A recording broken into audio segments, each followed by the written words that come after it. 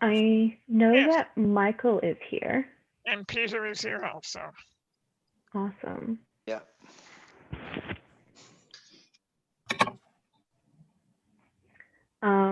So Great. I am happy to introduce Peter if that's the go. Okay. Hi Peter. Hi Michael. Hi. Yeah. It's really great to have you here with us. Great to I'm be going here. to read a bio both from the People First of Canada website and then also something written by Peter himself. And then I'm going to read a brief kind of summary of my own thoughts as I was thinking about introducing you last night and this morning. And then I'd love to have you two take it away and start us off with a bit of a conversation, however you want to do that. So I'm going to pull this up here. So to introduce Peter Park, Peter is also known as a bit of a godfather to the People First movement. He began his involvement with People First almost 40 years ago, and he continues to be involved on many levels today. Peter was institutionalized for 18 years of his life and firmly believes that no people with intellectual disabilities should be living in an institution. Along with being a co-founder of the People First movement in Canada, Peter has also served the organization as national director, along with serving on more committees than can be counted. Peter believes in positive change and has seen many of his visions for inclusion become reality. Peter has received several awards and honors for his volunteer and advocacy work, including the June Colwood Outstanding Achievement Award for Volunteerism and the Queen's Diamond Jubilee Medal for his significant contributions and achievements towards inclusion. Peter lives in Toronto with his wife of 32 years, Rhea, and continues to work for the rights of all Canadians with intellectual disabilities. His own self-description here, which I really appreciated. I am a dreamer, a self-advocate, historian, a People First member, storyteller, humble, enjoy working with and for other people, recipient of the June Colwood Outstanding Achievement Award for Volunteerism. And a few of my own thoughts. I am a disability educator. I do workshops. And so, yeah, that's kind of the background that I come from in knowing Peter's name. And I wrote, as I said, reading Peter's bio, he's known widely as the godfather to the People First movement, and more broadly in self-advocacy history. He's someone I've heard of and known in my own line of work, teaching about disability culture and history, but I don't hear or even speak his name or continuing impact nearly enough. Peter fought and continues to fight for disabled people who are often left out of conversations, even in disabled community. Too often our rights and justice movements neglect to welcome and value people with intellectual disabilities, even with the expansive work they've done for all of us. Our history of advocacy would be far poorer without people like Peter Park fighting against the currents of ableism for decades. He's fought against forced sterilization, for the right to live in community, not institutions, for disabled people to be recognized in our full and complex humanity at all times and in all circles. The fight against institutionalization, against medical ableism, and for the freedom and liberation of disabled people across disabilities and communities continues in force today. And we are so honored to have Peter Park to speak to his own experiences and share this time with us now in conversation with Michael. Great. Thank you for that introduction. Peter, did you want to say a few words just by way of introduction? Well, okay. No, that bio was written way back when, because it's 38 years with my wife now. So that's why I say that bio must be old. Yeah. Well, I have been involved for a few years, quite a few. And people say, how did you get involved without being taken over by other people? I feel that I want to be able to control everything in my life, not have somebody control it for me. So I said, oh, gotta go the high road, my own road. You've demonstrated that in so many ways over so many years, Peter, and I've been so honored to walk some of those with you, various parts of Canada and the world.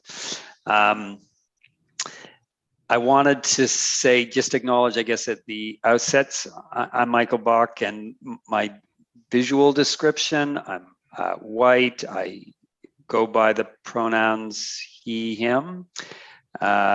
Older, gray, disappearing hair, and my old natty sweater on this afternoon. And I'm. Oh yeah, okay. Maybe you've actually, Peter. Yeah, you've beat me on that one. There's no question. You're gray and disappearing hair. Peter today is coming from the traditional territories of the Mississauga, many nations, Mississaugas of the Credit, Anishinaabe, Haudenosaunee, and many diverse Inuit and Métis peoples, and lives in Toronto. Peter, do you want to just describe your background so people know where you're? My background? Yeah, in your apartment there. Oh, well, yeah, the background in the apartment. Well, what people are, yeah. I live in a cooperative, and it's of my choosing, and the apartment that we have is just like any apartment. It's not retrofitted for anybody. It's well, and the furniture is of our choosing, not somebody else's choosing.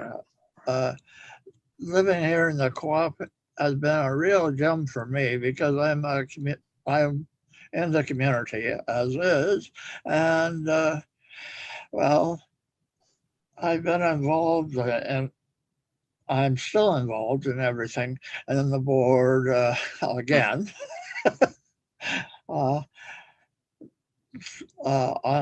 Because this is I feel that I want to go on the maintenance committee. I want to chair the maintenance committee. So it's one of Rio usually is on the social committee when it gets, because of COVID, it hasn't been meeting. Right. No need for that committee right now. No. Well, except, yeah. Well, in some ways, maybe we do need a Peter because we're also isolated in this time. But maintenance is a good place for you.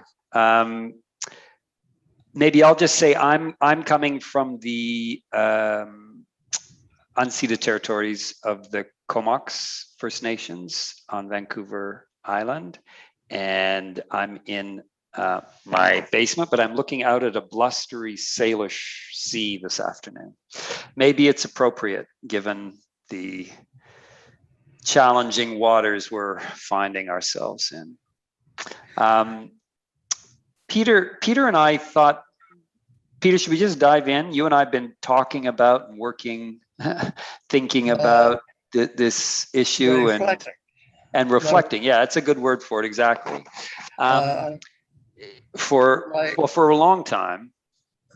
Yeah. When the C7 came up, I said, okay, we celebrated all these different victories with the government, and all of a sudden they're saying, oh, it's okay to take us back to like I think it's taken us back to 1938, 39, Nazi Germany, when it was okay to kill people. I see it as setting up something that why did Canada go to war in the first place? It was to stop the Germans. They were the first. They killed people with intellectual disabilities who built the wall for them, and or built the gas camps. Anyhow. So what do you, Peter? What do you think?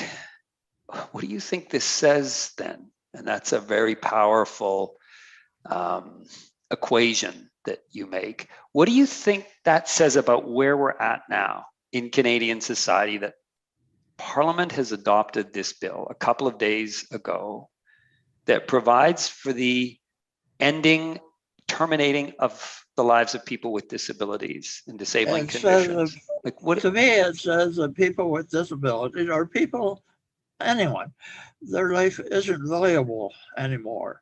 The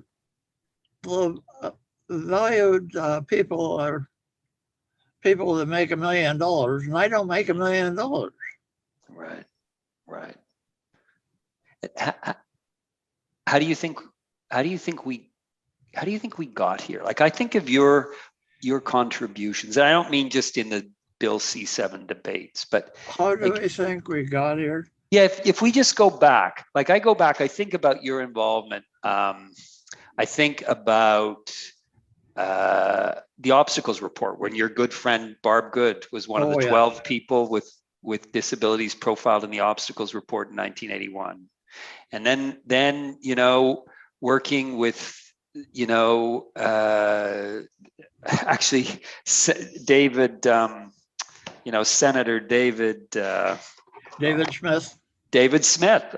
Sorry, I missed that. David Smith, around the charter and getting equality rights of persons with disabilities recognized in the charter in 82. Like, we were making progress, and then I think then we were, and then think about the late 80s when the national, a few years after the charter, the National Deinstitutionalization Initiative was launched, and the commitments made to close institutions across the country. You've been, as was acknowledged, you've been a leader and a voice in that. We went from the 90s into the early 2000s negotiating the UN Convention on the rights of persons with disabilities, and a recognition of an equal right to life and a right to having one's life protected, the lives of people with disabilities protected on an equal basis. So, I mean, we were kind of marching on this kind of pathway to inclusion, like that seemed to be going in one direction, getting deeper and deeper. And then we hit C7. Like, what happened? It's like we were in some alternate reality. All of a sudden, I think somebody along the way forgot to think about equality. We're all equal, regardless of whether a person has a disability or not.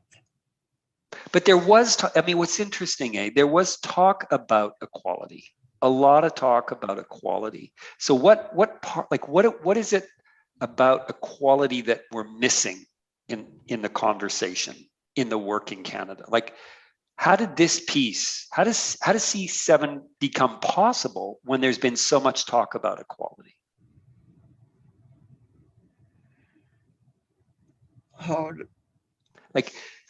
So people talk about, everybody's equal in Canadian society, but I think they're likely we didn't keep up we let our guard down too much, and somehow they squeezed the low piece in, and that eroded the whole thing. When you say they squeezed that little piece in, what do you that eroded? equality. What's that little piece? What was the piece that What we was that missed? little piece? Yeah. I don't really know, Hmm. but it's something that we didn't like, Hmm. or it wouldn't be about inclusion. It, Hmm. but something that was different that the politicians liked. So that we missed it. You mean we missed We along the missed, way when we talked about inclusion and what it meant and what it requires? We missed a piece. we missed that. I missed the fact that somebody had slipped in this little piece, as I call it. That some people aren't as equal as others. Is that That's is right. that what you mean? Yeah. Yeah. That some people aren't as equal as others. Did you see it coming, Peter, when you think back No, now? I didn't see it coming. In fact, I didn't think about it until after, well, when C7 was brought up. That's when I started thinking about it Hmm. and trying to reflect on it. Yeah. So what are your thoughts? I mean, we're in this place now. C7's adopted. Somehow it makes sense to a majority of parliamentarians that it's okay to terminate the lives of people with disabilities, disabling conditions. So we're here now. Somewhere along the way, we didn't like these values that we thought, were like bricks, like solid, foundations we had aren't quite there. What is your kind of message? I mean, you've got years ahead of advocacy, but what's one of the things that I've found so inspiring about the filibuster, disability filibuster, is a huge diversity of disabled people and many younger people than you and I anyway. Wow. What's your message? Like, what have you learned from the fact that we missed a piece? We thought we were on this march that was leading us, in one direction. What's your message? I don't know what the message is, but it's got to be to value people, no matter what they are, whether they have a disability or no, to value them, not look down at them or something like that. Yeah. Mhm. Are you worried about as this practice that's now going to be come legal under Bill C7? What do you worry about? We're going to have healthcare practitioners who are forming the intention, making sense to terminate people's lives. What do you? Somebody, okay, they may say, well, that person is suffering because he got a disability. Well, I got a disability and I'm not suffering. I feel that, hey, this is scary. Slippery slope, as they call it in the medical field. Yeah, it is for sure. So the broad message is we're all equal, regardless of what our differences of our differences. How would you or what? Not how would you, I guess, but what would you say? What would you say to medical practitioners now that are preparing to, put into practice Bill C7 and bring about the ending of people's lives who aren't dying? What would you say to them?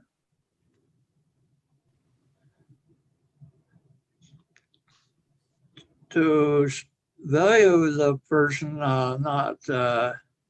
and look at their gifts, not their disability, Okay. because they got many a gift. Mhm. Yeah. Mhm. And when someone's hurting, someone's struggling because they're living in poverty, they're not getting the support they need, when they are suffering, how do we help? What do you say to physicians as they approach patients who come to them who are in those difficult situations, when it may be hard for somebody themselves to kind of be able to talk about what their gifts are? Like, how do we deal with this situation when we're going to have people who are struggling coming into the healthcare system that is ableist, and we've got physicians who are empowered now by this law? How do we, because I really believe this guide that you provide, look for people's gifts. How do they do that? What do we do? How can we support the finding and of people's gifts in I this situation? firmly believe that person needs somebody to help them talk to the doctor. Now, I don't know what that looks like. I firmly believe that, because this Bill C7 started with lack of support, I think. Right. As I'm thinking about it. You mean some of the people who called for it, it was because they lacked support in their lives? They lack support. It's an interesting idea. I mean, when I think about people first in the self-advocacy movement, it is about recognizing that none of us really should do things alone, and we shouldn't leave anybody alone. So why would we be leaving people alone in these situations? And should we be making sure that, I don't know, there's a pool of advocates that are available? What does that support person do you think? What difference can that support person make in the hospital, when someone's at this kind of place in their lives? Okay, in the hospital, all medical doctors use what I call medical aids. They don't talk to me like I say, because I'm verbal. I'm able to say, slow down, use terms that I understand, not your jargon. Mm-hmm. Because a lot of people don't understand what they just said. Right. I know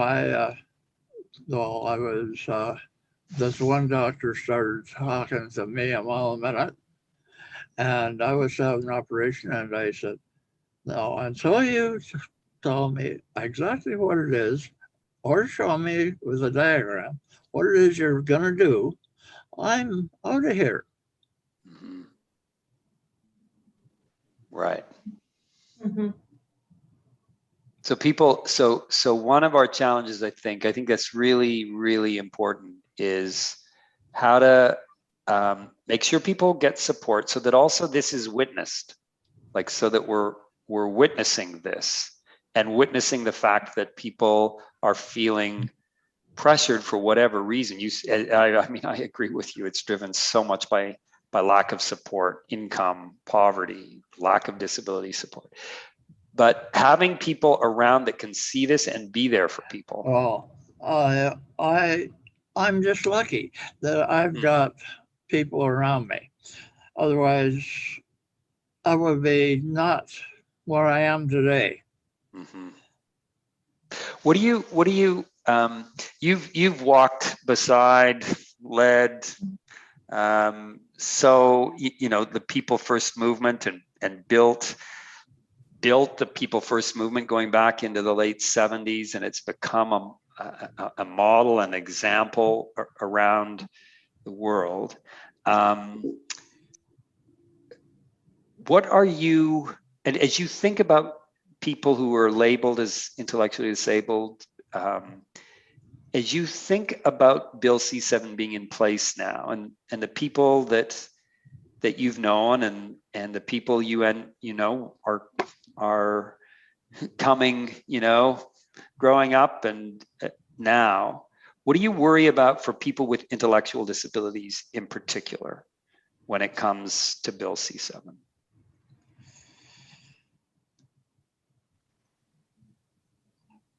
What do I worry about? Yeah, I mean, is there and I don't like the word vulnerability, but I mean, it may be like, are there vulnerabilities if we think about Bill C-7 and made for people who aren't dying? What are you concerned about when it comes to people with intellectual disabilities? Well, vulnerable. No, okay, I'm going to use the word you don't like. Well, vulnerability, but people with intellectual disabilities are more vulnerable in many ways because we tend to say, okay, rather than no.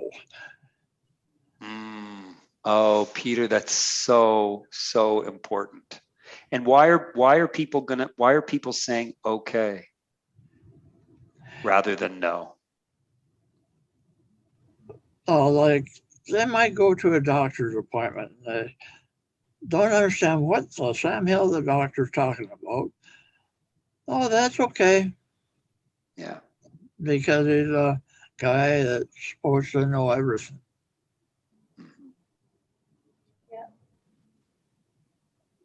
Yeah, I think you've really put your finger on something, Peter. Well, on many things, but I think that's it's such an important point. That's a huge worry.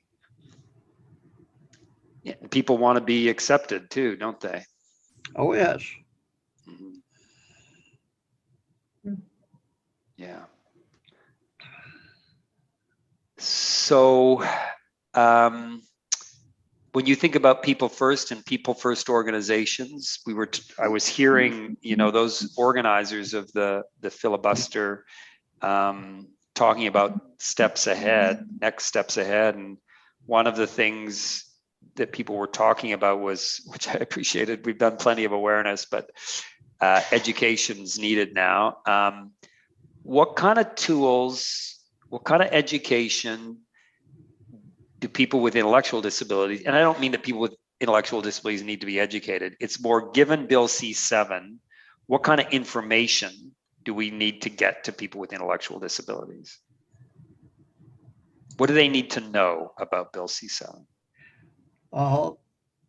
Unless you're like me that's given it some thought, Yeah.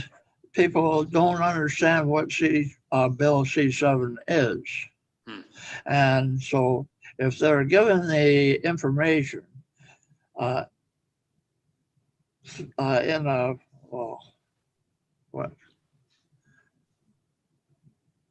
in a way that is good for them, accessible for them, it might have some allies. Now, by saying allies, I mean people that understand what the heck Bill C-7 is. Right. And so really clear information on what Bill C-7 is and what I guess the risks are. Very clear, and the risks, yeah. Yeah. And I mean, is part of that where people can go? I mean, you know, we know from the data, the information we have about, you know, Belgium, Netherlands,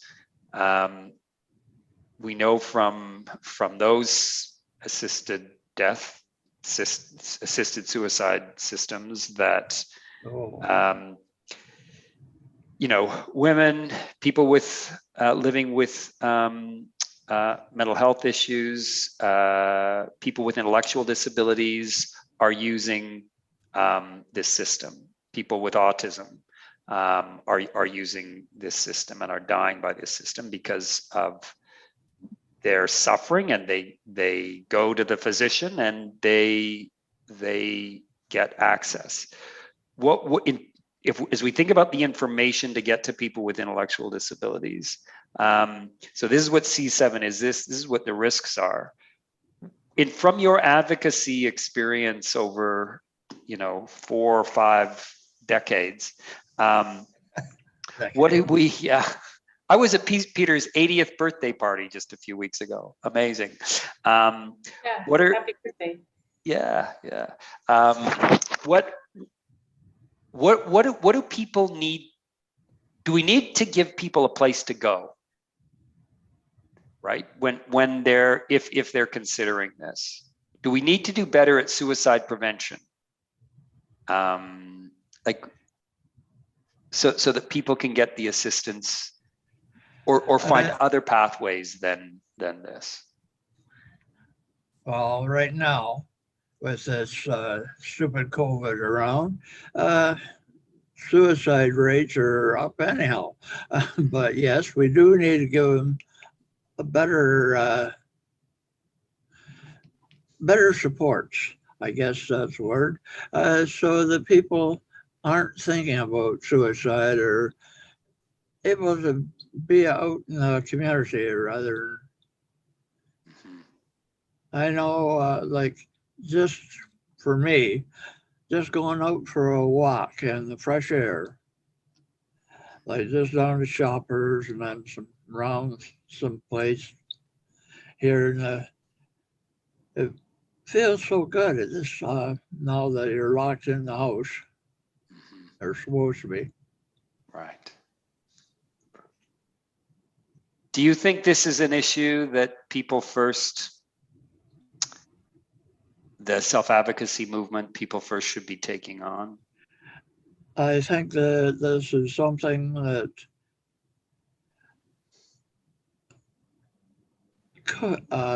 people first, the self-advocacy movement, should take on because it does affect them whether they realize it or not.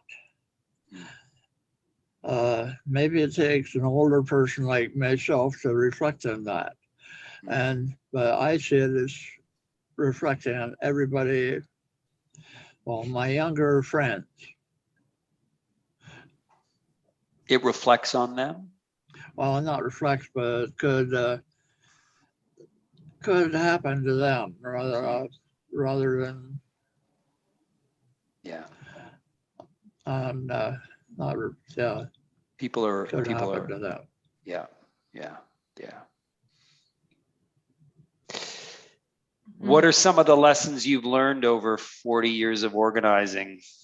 As we think about organizing and going forward, what are as I think Garth was saying, others were saying, we are this is a new moment for the community, and a really grassroots movement is needed. What have you learned, Peter, about like how we make a difference? Because we don't,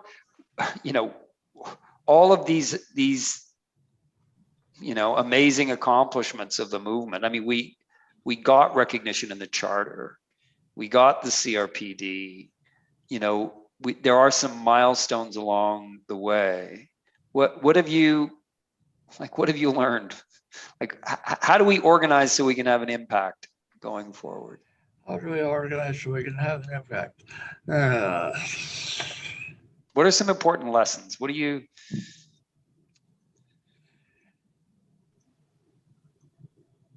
I think rather than a whole bunch of people at once, I call it small is beautiful. To start small, and then build toward a big something larger, because there are a lot of different issues just with a small group of 4, say, and yeah, got to be able to all agree on something, and then you move on to inviting one more person in, or 2 more people, or whatever. That's brilliant. So part of this organizing is it doesn't always have to be big events, big public events. No. Go small. Why is that important, do you think? And around this issue, why do you think going small as part of the strategy is important? Because at this time, it's such a big issue, such an important issue, that everybody ought to understand it fully. So everybody can relate to tell somebody else, this is what it is. Yeah. And not like if you have 100 people, you got 100 different versions of that same message. But you want one message, and just 4 people sending out one message would be, I think, great.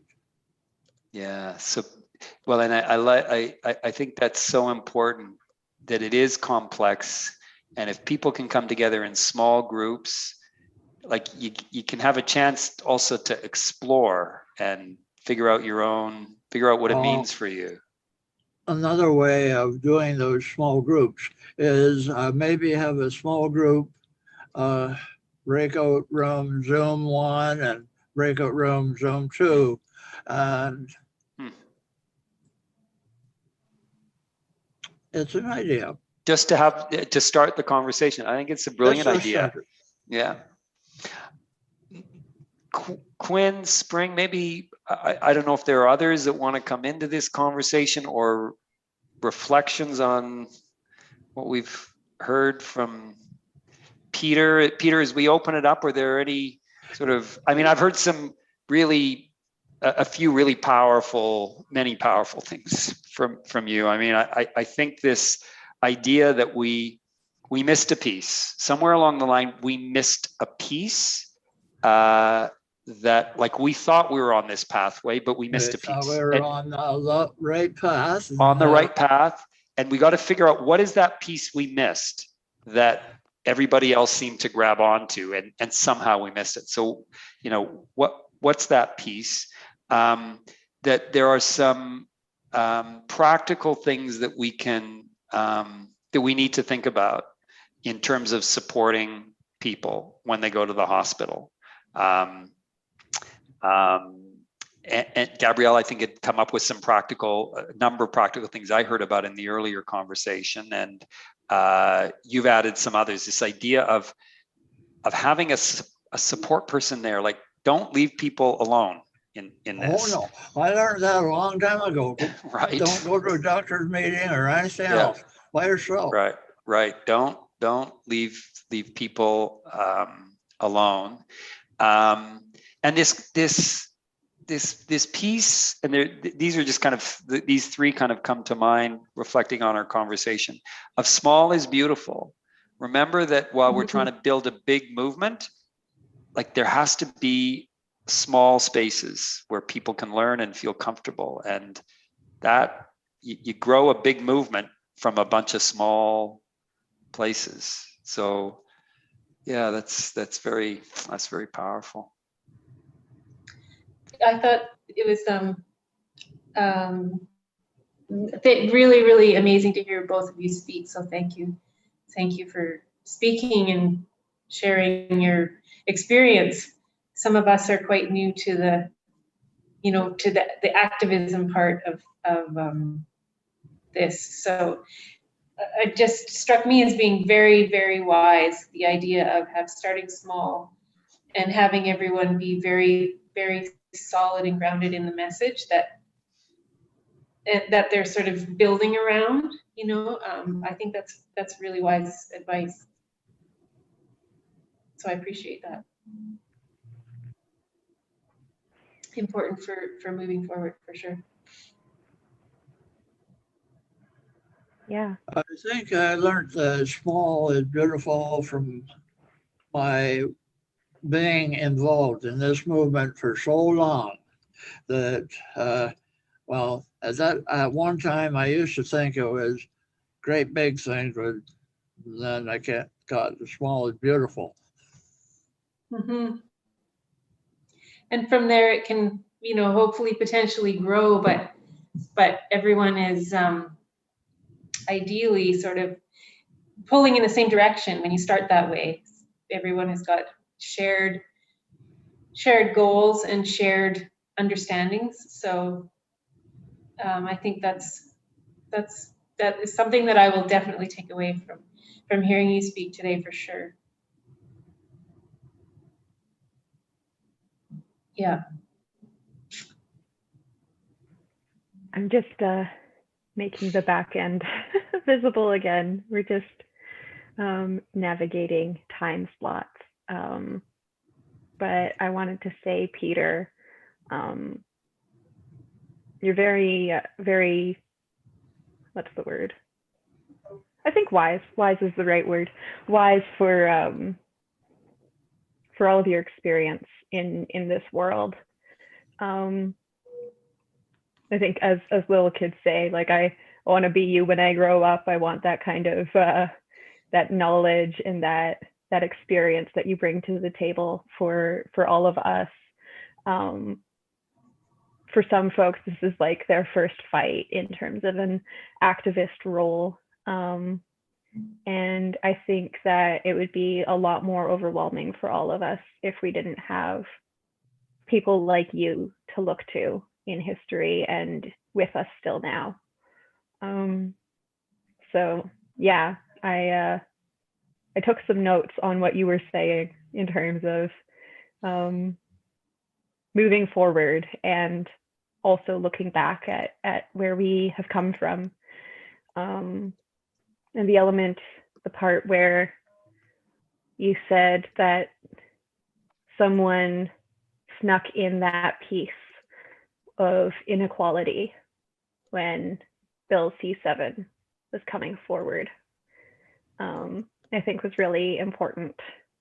And yeah, it's important to keep all of that in mind moving forward. So thank you.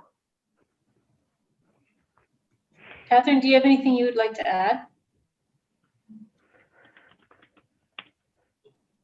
Yeah, if I may. Hi, Peter. It's so good to see Hello. you.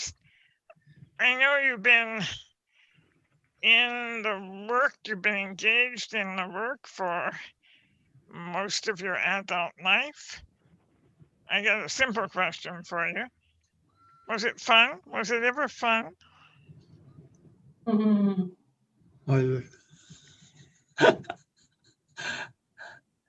I think it was.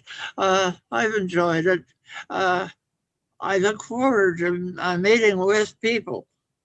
And, well, even though it's not face to face, I like this COVID has forced me to learn how to use Zoom. Yeah, thank goodness we've got it. It's not perfect, but at least No. we can still connect with each other. I always got the feeling when I tuned into the work of People First, that you guys knew you were doing really serious work, but you were having fun doing it. Oh, yes. You gotta have fun doing it. Yeah, you've made lifetime friends, haven't you?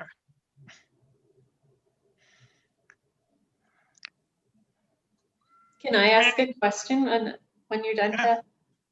Yeah, no, I just wanted to say, I think you have many people who admire you, many people who know you well, and maybe in some ways that's one of the gifts that comes from this work, is the people that you get to work with, right?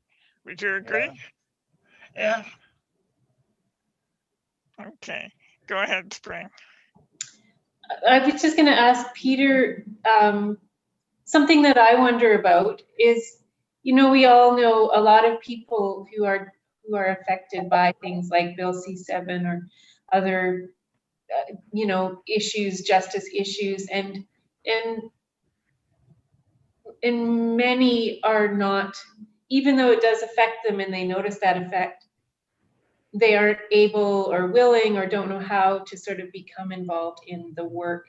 So I'm just wondering what, if you can remember, you know, when you first began, what was it that really that attracted you or made you feel like this was something that you wanted to be involved in? Or like, is it personality? Is it the people around you? Is it some, like, a story that you heard? Because I'm curious about that. You know, I have very many friends, but most of them, for whatever reason, don't become really involved in this kind of political activist type of work. And I just wonder if there's any, you know, anything that you can talk about in that respect. I think it was the various issues like sterilization. I'm going way back. I think that was a big issue. Then there was this affected people with intellectual disabilities was the name. It was, as I call it, Mighty Remarkable, MR at the time, and that was changed to community living. That was an uphill fight, but it was still an issue that we fought. And yeah, we finally got there. And we continue to. Everything is an issue almost, or you look for the issue. Sometimes it feels that way, for sure. Okay, thank you. Do we? Anyone? Oh, sorry, go ahead. No, go ahead, Spring. I know what you're going to say. Go ahead. I was just going to invite anyone else that's part of the Zoom to, you know, if they have any questions or thoughts or comments that you'd like to share, to feel free while we have Peter and Michael still here and available. Mm-hmm. Peter, how do you think Canada is doing with closing institutions? Oh, how much, how big an effect? I think it had a very large effect. Well, it was done because our people were living in those stupid places, and rather than live in an institution, they ought to live in the community with, sure, maybe people need support, but they live in their own home and go do the regular stuff like buy groceries and all that, pay rent, you name it.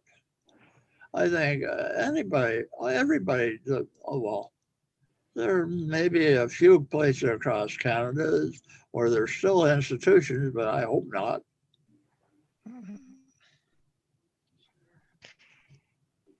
Yeah, we got a little bit more work to do, that's for sure. But you guys really had some huge breakthroughs in that fight, freeing our people. Oh, we've had many meetings about that, and they do me many different meetings. Like that's something I've always been involved in, right from even though I was only volunteering. I wanted to be involved in the deinstitutionalization task force. Not just meetings, Peter. Protests at institutions. Yeah. Driving up with buses, getting people out, being in court. I mean, you've been doing it all. speaking to politicians, freezing in front of the Winnipeg legislature. Oh, that could be cold. I can. It was cold wild. Was that in the winter? Yes, Yeah. Ooh. this particular one was in the wintertime. Wow. Oh, Well, we owe a lot to you and to, all the people that have been really so dedicated for so long. Because some of the things that you mentioned, the things that you've been successful in working against, are things that younger people don't have to deal with anymore. At least maybe not to such an extent. And we owe that to you and to the people that that you've worked with all this time. they'll have their own road to hoe, as I call it. That's true. Yeah. Yep. Yeah, I think if no one else in the call wants to contribute anything, I do want to relay that a lot of people on Twitter have many thanks for you as well, Peter, and you too, Michael. A lot of people are expressing their honor in having you in this space and their gratitude for hearing from you about organizing and about our very rich history as a community and as a culture. So yeah, I just wanted to make sure that a lot of people have tuned in to listen to what you have to say and really value what you've said. But I think that does wrap up this hour for us. I just want to say thank you for organizing this space. It's so critically needed. We haven't had it in the disability rights movement, and just amazing work. Thank you. Well, my very last version, I said, this ran forth, this is a history in the making.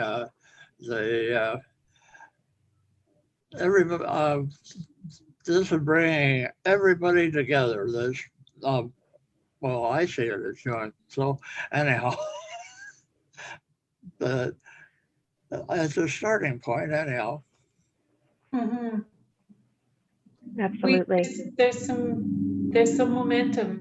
There's power building. So really, really appreciate you coming, both of you, and taking part in sharing your wisdom and your experience and your words. We're really grateful. Thank you. Yep. Yeah, thank you. Thank you. Feel free to stay. Oh, Yeah. okay, great. If you want to stay and listen.